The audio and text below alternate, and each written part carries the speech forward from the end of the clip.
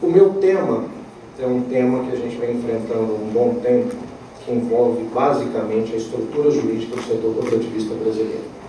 Qual que é a ideia macro de tributação do sistema cooperativista brasileiro, a ideia geral que foi levada, o problema que nasceu com relação à exigência tributária dentro do modelo cooperativista e o tema que foi levado ao judiciário. E aí, senhor presidente, fica o vício do advogado e de contencioso. Nós somos programados para falar ou 15 minutos ou 15 horas. O interregno entre 15 minutos e 15 horas é absolutamente problemático para nós.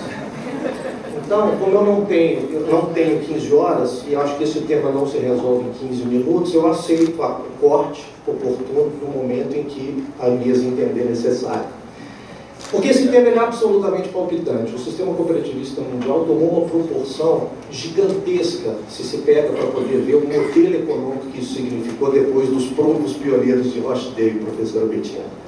Nós estamos falando hoje de um crédito cooperativo absolutamente relevante no Japão, um modelo cooperativista agropecuário na Europa pujante, um modelo cooperativista de saúde nos Estados Unidos pujante, boa parte da energia elétrica distribuída na Argentina através de um modelo cooperativo, o papel do cooperativismo brasileiro agropecuário no PIB nacional, o cooperativismo de saúde no Brasil, a capilaridade do cooperativismo de crédito no Brasil, por aí fora vai. E aí, a grande questão é, o que a Constituição Federal quis dizer com tal adequado tratamento tributário ao ato cooperativo praticado pelas cooperativas previsto lá no artigo 146? Que diacho é isso? Que tal lei complementar é essa que eu preciso para conferir um tratamento adequado a um tipo de ato praticado por um tipo de entidade? E por que tributário? O que é ato cooperativo previsto na Lei 5764 de 1971, está lá no seu artigo 79? O que isso impacta na realidade dos tributos federais, estaduais e municipais, uma vez que o adequado tratamento tributário, professora Bettina, no veículo da lei complementar, tem que ser uma necessidade dos três entes federados, nesse caos da Federação Tributária Brasileira. Por isso que eu preciso de uma lei complementar, porque não adianta ter um tratamento adequado na União e não ter um adequado tratamento tributário nos estados e municípios e por aí afora vai.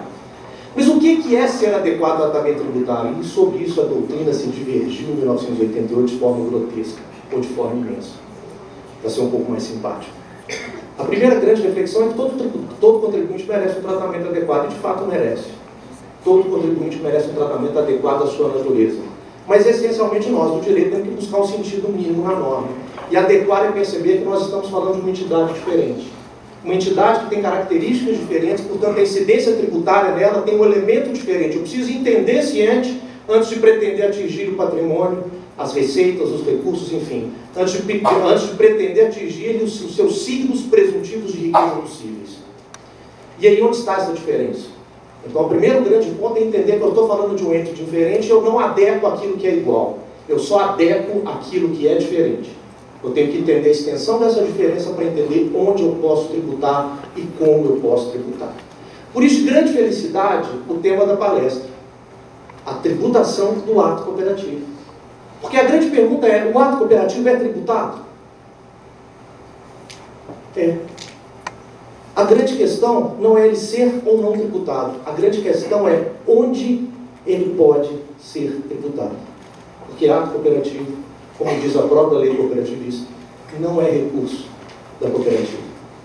Ato cooperativo é patrimônio do cooperado. Então nasce a primeira grande constatação.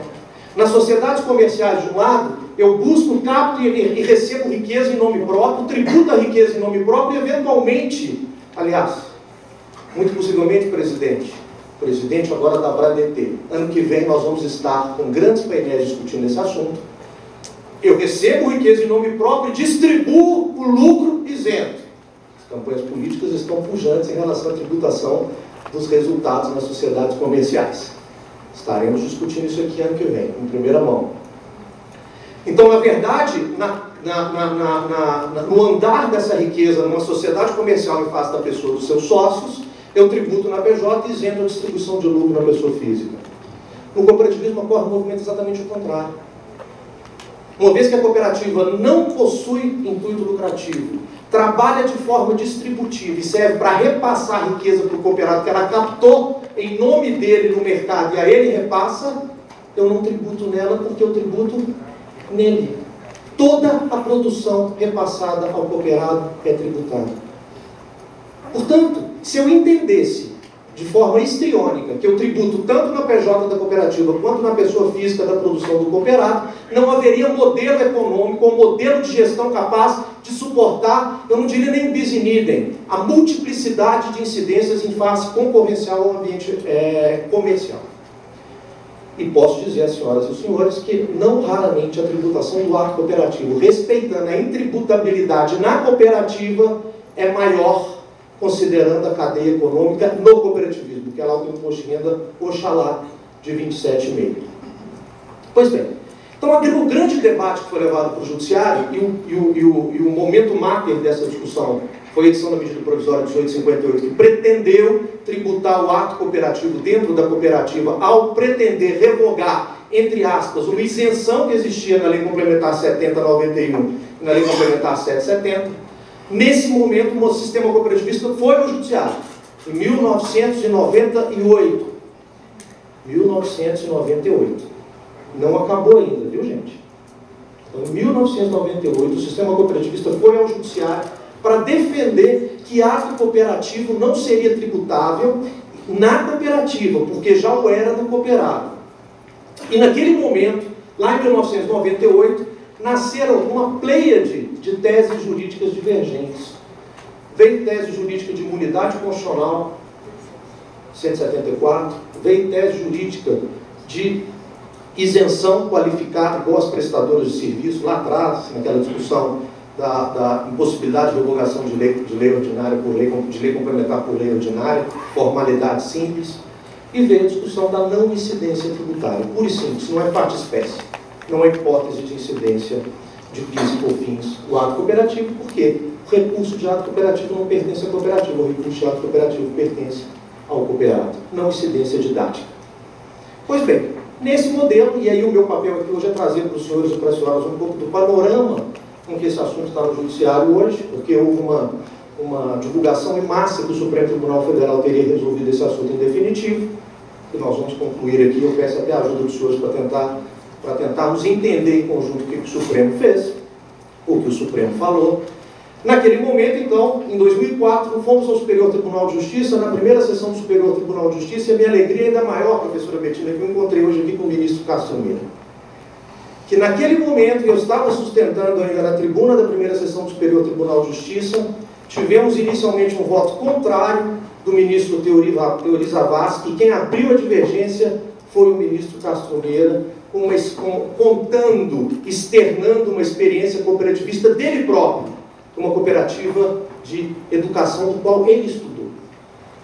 Abriu-se a divergência, portanto, naquele momento, ficaram vencidos o ministro Teori Zavascki e o ministro João Otávio de Noronha, e o sistema cooperativista ganhou em PIS e em COFINS a não incidência tributária na primeira sessão do Superior Tribunal de Justiça em 2004. Até aí, a coisa estava andando de uma certa forma compacta e coerente. Acontece que, pela sistemática da repercussão geral e os recursos repetitivos, e isso é um outro problema para os nossos processualistas, e os efeitos da repercussão geral e do recurso repetitivo no direito tributário, porque os processos param, os fatos geradores continuam. Então existe a ideia de se otimizar a jurisdição para resolver uma série de conflitos, e na verdade o problema do contribuinte, enquanto as repercussões gerais e os recursos repetitivos não são julgados, os problemas dos contribuintes se potencializam, porque ninguém pede o fisco para suspender o fato gerador, né? Se não tiver um prazo para repercussão geral e para recurso repetitivo ser julgado, nós vamos continuar sofrendo esse problema da possível e pseudo-otimização da jurisdição. Mas, de qualquer forma, esses processos, depois de 2004, houve um reconhecimento, mesmo que parcial, pelo poder tributante federal, em alguns ramos cooperativistas. O cooperativismo de crédito teve uma norma superveniente que tirou a incidência tributária sobre o ato, o cooperativismo de transporte teve uma norma superveniente também, o cooperativismo de eletrificação também teve uma norma superveniente, ficaram sobrando, foi feita uma escolha de ramos cooperativistas para poder merecer o beneplácito da não incidência, e sobrou alguns ramos, ou sobraram alguns ramos cooperativistas que continuaram com o problema, e esse problema perdura até hoje, até que em 2000 o tempo passa muito rápido. 2014. Supremo Tribunal Federal coloca em pauta um recurso extraordinário 598085. Daquela feita, o Supremo então pretendeu, assim, vamos analisar a questão sob o ponto de vista, sob o enfoque do artigo 146. Porque lá no Superior Tribunal de Justiça, todo o enfoque dado estava estruturado na 5764 de 1971, no artigo 79. O que o artigo 79 fala? O ato cooperativo não implica operação de mercado nem contrato de compra e venda de produto ou mercadoria, está lá no seu parágrafo único. E o que é ato? Ato cooperativo é aquele praticado entre cooperado, cooperativa, cooperativa, cooperado ou cooperativas entre si, para a consecução do seu objeto social. Portanto, eu teria um aspecto subjetivo do ato, eu pratico esse ato sempre com o meu corpo social, eu tenho um aspecto objetivo do ato, meu ato não pode ser ultravírus, eu tenho que estar dentro do meu objeto, e o efeito disso ele não é uma operação economicamente relevante, não é uma operação econômica, jurídica e economicamente significativa do seu ponto de vista da cooperativa, porque o produto dele não gera faturamento. Né? O que é faturamento? Somatório das faturas. O que é fatura? Um documento que espera um contrato de compra e venda. Se o ato cooperativo não espera um contrato de compra e venda, ele não gera fatura do ponto de vista do direito tributário. Daquela discussão primária, pré-receita bruta, etc. e tal. Se a gente vier discutir receita bruta, como uma palestra que me antecedeu, é uma riqueza que agrega ao patrimônio. O ato cooperativo ele tem todo um veículo próprio, dentro da própria norma para ser repassado. Senhoras e senhores, na cooperativa ela não se apropria de resultado do exercício seguinte. Todo fim de exercício ela pega aquele resultado e apropria de novo nos cooperados. E aquilo se chama sobra. Porque aquilo é dinheiro do cooperado. Na sociedade comercial, o lucro eu tributo, eu não tributo. Na sobra, eu tributo também. Não só o recurso que eu pago ao longo, que eu repasso ao longo do exercício, mas o recurso que eu também repasso ao final do exercício, via sobra, que é o ajuste da prática do ato. Portanto, isso que o Superior Tribunal de Justiça reconheceu lá em 2006, 2004, 2005, 2006, foi um julgamento que durou um ano, com pedidos de vista sucessivos, e já em 2014, o Supremo Tribunal Federal falou, nós vamos analisar agora o artigo 146. E vamos nós novamente para a tribuna do Supremo Tribunal Federal, professora Betina.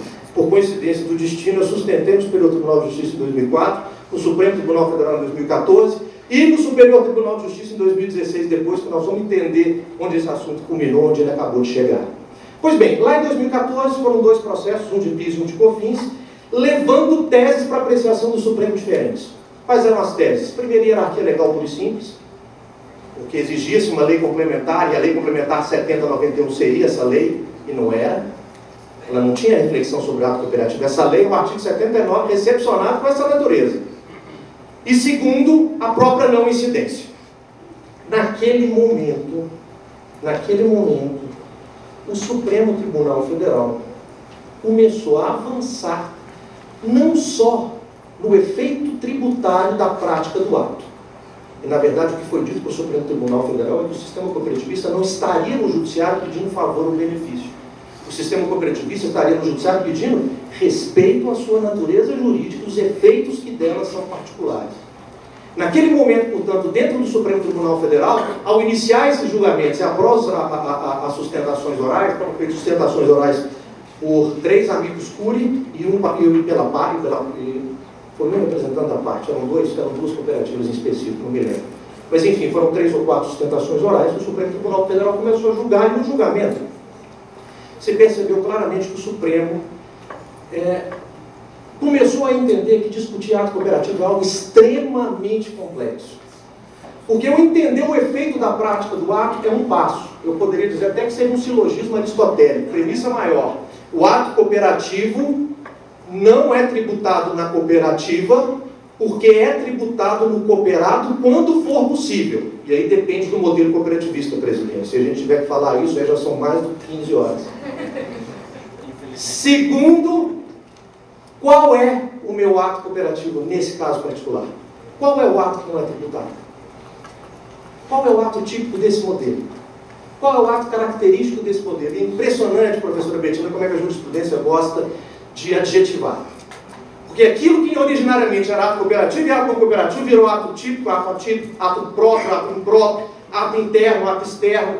Cada hora eu sou capaz de apontar o momento em que isso aconteceu. O relator que falou isso se usou um adjetivo diferente para ato cooperativo e ato não cooperativo. Quando é um 0 ou 1, um sim ou um não.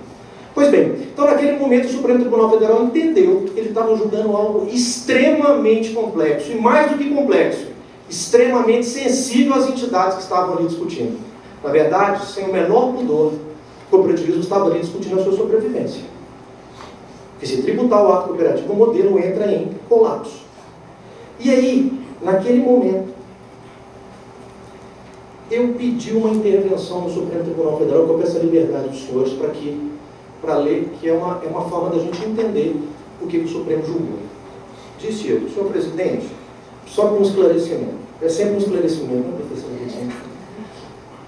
É que a teoria do avançado do julgado nos parece que eu estava naquele momento representando a Organização das Cooperativas Brasileiras, não parece que para a OCB se pontuar em relação ao tema, inclusive internamente em relação aos seus associados, eu estou entendendo que o ato cooperativo típico não seria tributado. E o ato cooperativo não típico ou o ato cooperativo seria tributado. Foi isso? Mais ou menos foi isso que eu perguntei. Aí veio o ministro Fux. Assim eu também.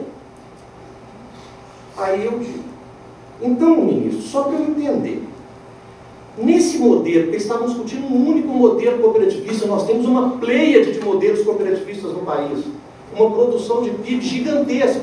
Se o ministro, só para eu entender o que Vossa Excelência está dizendo, nesse modelo específico, o ato cooperativo dela é aquilo que ela recebe do mercado e repassa via produção para o seu cooperado? Diz o ministro Fux, é isso, é isso, é isso.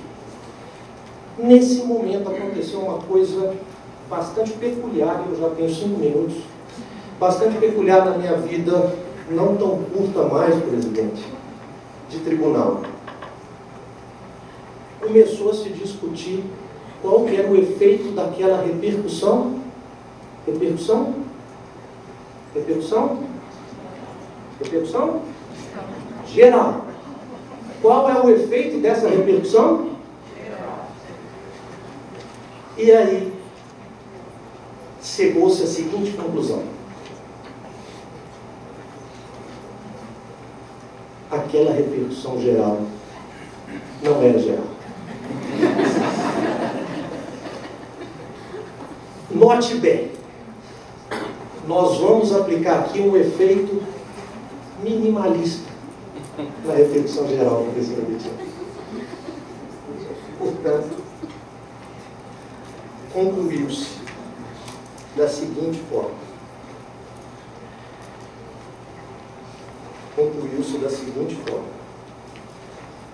Eu tenho que achar aqui que minha equipe do escritório faz essas apresentações para as senhoras e para os senhores. Eu tenho uma versão absurda a qualquer modelo eletrônico de cooptação das ideias.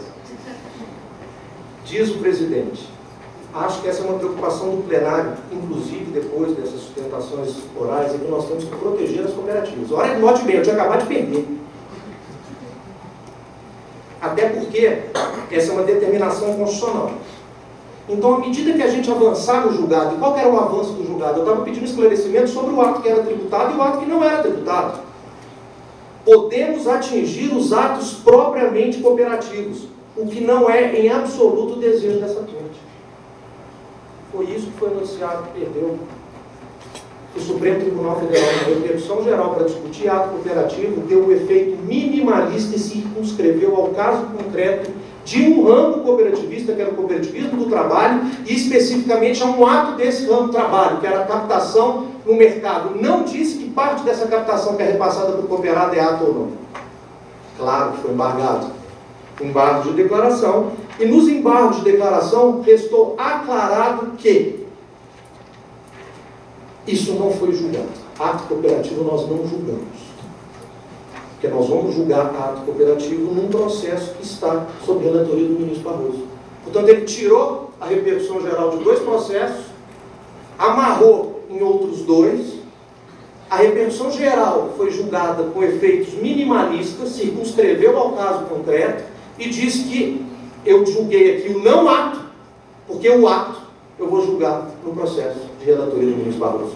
Na sequência disso, o Brasil inteiro disse que o ato cooperativo perdeu do Supremo Tribunal Federal.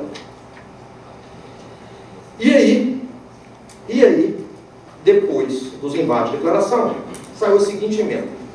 O tema atinente à constitucionalidade da cobrança de contribuições sociais em face das atividades das cooperativas em geral, tendo em vista a distinção entre ato típico e ato atípico, teve repercussão geral admitida no plenário virtual no RE 672-215 Ceará, de relatoria do ministro Barroso.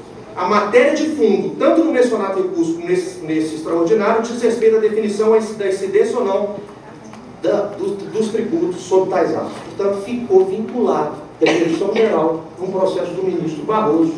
E aí, na sequência, o Superior Tribunal de Justiça, depois de, na época, 12 anos, submete 2 novos processos de ato cooperativo na turma. Note bem, senhoras e senhores, esse é o exemplo clássico, professora Betina, de que excesso de regulação às vezes prejudica. E a confluência da matéria constitucional com a matéria infra cria, quando não raro, um conflito negativo de jurisdição. Uma corte entende que a outra que é competente e vice-versa. Nesse caso, as duas cortes abraçaram a análise da matéria. O Supremo analisando 146 e o Superior Tribunal de Justiça analisando 79. E naquele momento, quando o sistema todo estava esperando o quê? Do julgamento do Superior Tribunal de Justiça, num processo que tinha sido julgado no Supremo, e o mundo jurídico cooperativista, de uma maneira geral, disse que tinha perdido. Qual que era a expectativa?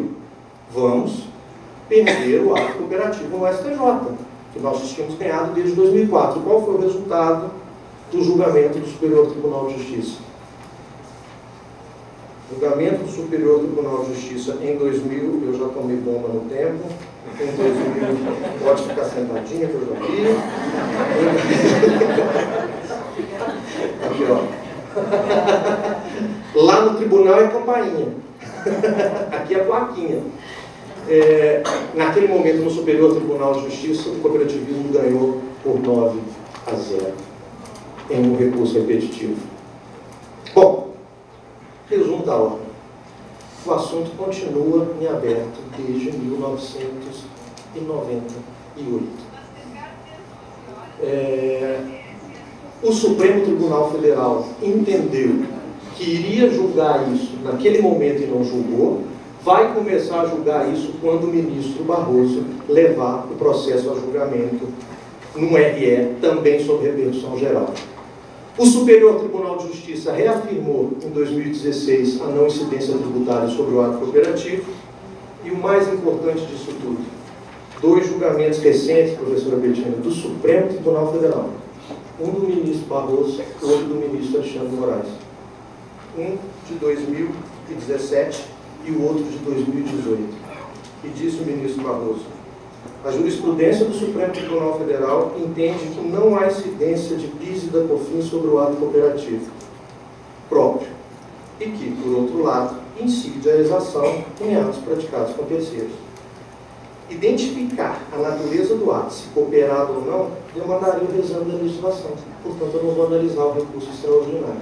Volto ao processo. Portanto, o Supremo começou a perceber que seria um trabalho de juiz Hércules ter que acender ao Supremo toda a pleiade, toda a gama de operações realizadas pelas cooperativas, caso a caso, para ver a subsunção daquelas operações, ou não, ao artigo 79 da Lei 5764, para saber o efeito jurídico tributário e societário que eu vou dar, porque isso é importante dizer que é societário também, porque o ato não cooperativo, a despeito de ser tributado, ele não pode ser distribuído por cooperado, ele fica amarrado dentro da cooperativa num fundo que se chama FATS, e ele entendeu que analisar a pleiade dessas operações seria totalmente inviável. Portanto, essa é uma tarefa de, quando houver conflito, para ser analisada pelo próprio Superior Tribunal de Justiça.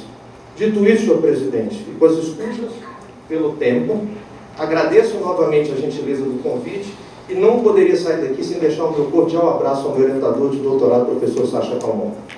Um homem que eu aprendi o direito tributário de uma forma diferente, um homem que vê para além dos textos, um poeta do direito tributário. Obrigado a paciência de todos.